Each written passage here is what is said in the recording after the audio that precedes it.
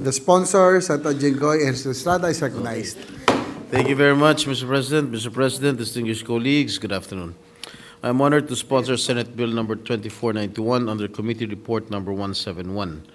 This substitute bill is a consolidation of measures introduced by Senators Padilla, Cynthia and Mark Villar, Revilla, Lapid, Villanueva, and this representation. The Committee on Labor, Employment, and Human Resource Development, chaired by this representation, conducted a public hearing and considered several position papers to gather the inputs from various government agencies concerned, as well as from business groups, the private sector, and non-government organizations. This bill aims to institutionalize a new system for a national apprenticeship program which shall be supervised by the TESDA, as well as elevate the present standards for the training and development of apprentices in a bid to promote skills, acquisition, and youth employment. This legislation seeks to tackle the persistent problem of job skills mismatch, address demand in emerging industries, and provide a highly skilled, competent, and certified Filipino workforce through a form of education and highly technical training which will enable an apprentice to acquire the competencies required to train in an occupation with training allowance consisting of both on-the-job and off-the-job training that leads to a recognized qualification. Among the key provisions in this proposed legislation include: number one, an apprentice who must be 15 years old and above must pass a set of aptitude tests designed by TESDA to determine the readiness for apprenticeship. Number two, the apprenticeship period is based on the duration of training required in TESDA training regulation and on the complexity of the highly technical skills to be learned by the apprentice. Number three, during the apprenticeship period, the apprentice will receive an allowance which shall not be below 75% of the applicable minimum wage rates. Number four, an apprentice is also entitled to accident or disability insurance. Number five, a certified apprentice who would be hired by the same enterprise for the same occupation requiring the same skills and qualifications will no longer be required to undergo the probationary period.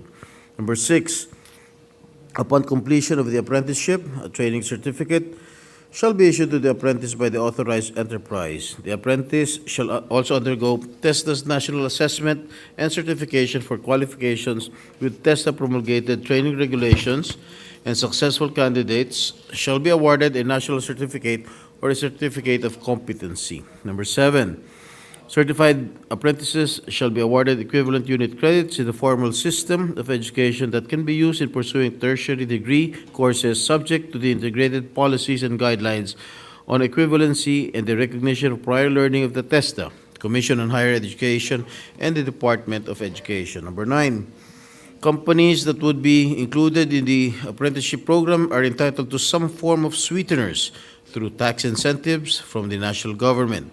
Enterprises shall be allowed to deduct from their taxable... Ba't ba may bubble gum dito? May bubble gum. May bubble gum eh. Enterprises shall be allowed to deduct from their taxable income the amount of 50% of the labor training expenses incurred from developing the productivity and efficiency of apprentices, provided that such expenses shall not exceed 10% of their total direct labor expenses. And number 10, a provision on non-discrimination of vulnerable groups for acceptance to the apprenticeship program. The Philippine education system is trifocalized. The Department of Education supervises basic education. The Commission on Higher Education for the tertiary education, composed of the baccalaureate degree programs, and TESDA for the technical vocational education and training, or the TVET. The apprenticeship program, which is an enterprise-based TVET program, is just one of the major modes of TVET under TESDA. Under this bill, TESDA, through the Office of Apprenticeship, shall determine and issue an initial list of apprenticeable occupations and approve new apprenticeable occupations as endorsed by a multipartite body. It shall likewise approve apprenticeship programs applied for registration by enterprises, monitor compliance in coordination with the DOLE, and issue resolutions on complaints arising from the apprenticeship agreement. Mr. President, human resource development is vital for inclusive national growth. Ngayon, patuloy na mabalik sa normal ang ating ekonomiya patungo sa pre-pandemic levels. Nararapat lamang na tumbasan natin ito ng mga polisiyang magpapalakas sa Filipino workforce, lalo na sa tinatawag na highly technical occupations. But let me state for the record that apprenticeship programs do not only pave the way for gainful employment, they also serve as a vital source of skills acquisition and talent development, which equip individuals with the necessary skills for well-paying and stable occupations and at the same time address the skills gap that threatens the country's competitiveness in a global economy. There are benefits both on the part of apprentices and participating firms: increased productivity in the workplace, additional manpower, and gives regular workers time to do other important work, which would result in more efficient job flows. Mahalaga rin magkaroon ng pangkalahatang programa sa apprenticeship para matugunan ang unemployment at underemployment sa ating bansa. Noong nakaraang September, nagrehistro ng 4.5% unemployment rate o katumbas na 2.26 million Pilipino ang walang trabaho. Nakapagtala rin ng 10.7% underemployment o katumbas ng 5.11 million Pilipino nangangailangan ng more quality jobs o mas mahabang working hours. In the 2023 Global Talent Competitive Index, the Philippines slipped 4 spots to 84 out of 134 survey of most talented competitive economies. The GTCI measures how countries grow, attract, and retain talent through 6 pillars: enable, attract, grow, retain, vocational and technical skills, and global knowledge skills. The Philippines ranked the highest in the pillar of grow at 49th place, while it had the lowest rank of 102nd in the pillar of attract. For the remaining pillars, the country ranked 54th in global knowledge skills, 86th in vocational and technical skills, 89th in enable, and 92nd in retain. Simula noong 2013, ay sinusulong ko na po ang pagkakaroon ng enhanced apprenticeship programs sa mga kabataan para magkaroon tayo ng highly competent and skilled workforce na matutugunan ang pangangailangan ng iba't ibang sektor. Kailangan natin pagtuunan ng pansin ng tech-voc educational training at pagtibayan ng ugnayan ng pamahalaan at pribadong sektor para mabigyan ng dekalidad na trabaho ang mga kabataan. This is our way of investing in human capital to help in sustained and inclusive economic growth, the most powerful instrument in reducing poverty and improving the quality of life in our country.